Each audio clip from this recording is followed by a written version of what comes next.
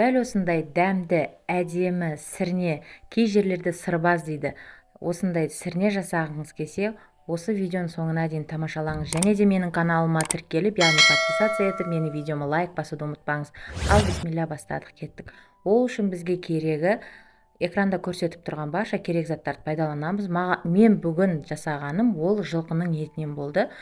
Дегенмен ең астына, қазанның ең астына қойдың құйрық майын осылай жұқалап, турап, бәрін тақтап шығамыз. Яғни бірінші слой дейміз, бір қабат қылып осылай тақтап, реттеп шығамыз. Бір қатар тізілген құйрық майдың үстінен мен сүйектерді, яғни жылқы етінің сүйек қабырғаларын салдым. Сүйек қабырғаларын тақтап болғаннан кейін оның үстіне пияз, яғни жуа дейміз, пиязымызды салдым. Әр қабаттан кейін мен пияз салып отырам, себебі пияз тамаққа өте керемет дәм береді, сосын суы молынан бөлінеді. Және де пияздың суы, білсеңіздер, етке жұмсартуға, жұмсақ пісуіне мүмкіндіктер береді. Пиязды салып болғаннан кейін еттерді салдым, ұсақтап туралынған еттерді. Бұл еттерді салып болғаннан кейін тағы да пияз саламын үстіне екінші қайтара.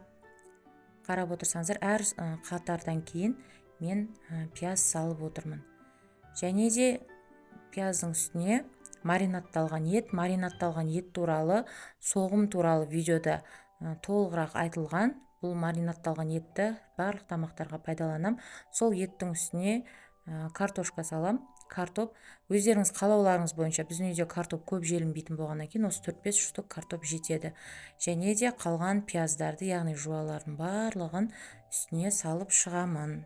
Сарымсақ, яғни чеснок дейміз, лавр жапырағы мен чесноктарды салып, қазанның бетін жауып, газға 2 сағатқа қоямыз. Бастапқы 10-15 минутта газдың ең қатты көзіне қоямыз.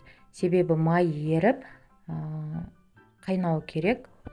Қазанның түбіндегі май еріп, 15 минут болғанша мен осындай қамырды дайындаймын. Яғни гүл ханым сияқты, роза гүл сияқты етіп қамыр дайындаймын.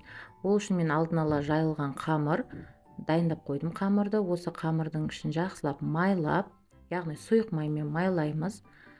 Майлап болғаннан кейін дәл видеодағыдай етіп кесеміз.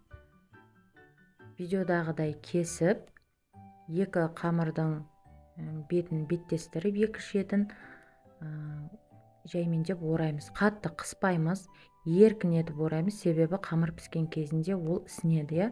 Сол себепті пресстеп дейміз ғой, пресстеп орамаймыз, еркін орап, осылай роза сияқты жапырақтары ашылып тұрған сияқты етіп барлығын дәл осындай роза қамыр жасап шығамыз. Дайын болған қамырларымызды жаңағы қазанның бетіне саламыз. Бұл қамырдың ішіне өздеріңіздің қалауларыңыз бойынша сәбіз салсаңыздар да болады, начинкасына. Біздің үйдегілер осылай жегенді жақсы көргендіктен осылай қалдырдым. Қазанның бетін ашқан кезінде тұзын көруді ұмытпаңыздар. Татымына қарай тұз салып, менде еттер маринатталған және де тұздалған болғандықтан мен аса қатты тұз көп салған жоқпын. Тұзын көріп, қамырларды жайғастырып, үстіне қазанның бетін жауып, орташа көрсеткішке, яғни газдың орташа көзіне қойып қоямыз. Мінекей 1,5-2 сағаттан кейін тамағымыз дайын. Қамырларымыздың баршасын бірінші бөлек алып аламыз, қамырларымызды, және де картоптарымызды да бөлек алып аламыз. Бұлардың барлығы піскен, 1,5-2 сағаттың ішінде піседі. Ол сіздің газыңыздың жануына байланысты. Картоптарды бөлек алып аламыз. Қазір бұлардың бәрін тамақты әсемдегенде бетіне қойып жібереміз. Міне астындағы майын көріп тұрсыздар ма? Дәл осы майға, яғни құйрық майға осы еттердің, тамақтың барлығы пісті. Міне нағыз сірне, нағыз сырбаз. Енді осылай әдемлеп, өздеріңіздің талғамдарыңызға қарай әсемдеп ұсынсаңыздар болады. Астауға салып, тәрелкеге салып, өздеріңіздің фантазияларыңызға қарай әсемдеп ұсына бересіздер. Видеом сіздерге ұнады деген үміттемін. Менің каналыма тіркелуді ұмытпаңыздар. Егер мені видеомдағыдай жасап жатсаңыздар, комментарий бөліміне жасағандарыңыз туралы бөлісіп кетіңіздер. Ас болсын.